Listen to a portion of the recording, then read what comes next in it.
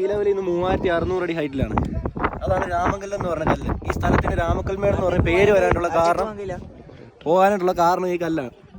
ഈ കല്ലിൻ്റെ ഇതുകൊണ്ടാണ് പേര് വന്നേക്കുന്നത്.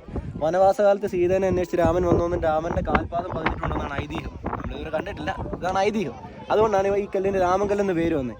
ഈ രാമക്കൽമേട് കേരളത്തിലാണെങ്കിലും ഈ രാമങ്കല്ല് നിൽക്കുന്നത് തമിഴ്നാടിൻ്റെ ഫോറസ്റ്റ് ഏരിയയിലാണ്. നമ്മൾ കൊണ്ടുവന്ന ജീപ്പിട്ടിടം വരെയുള്ള കേരളമാണ് ഇങ്ങോട്ട് വന്നിരിക്കുന്നത്. നമ്മൾ തേനി ജില്ലയുടെ ഫോറസ്റ്റ് ഏരിയയിലാണ് വന്നിരിക്കുന്നത്.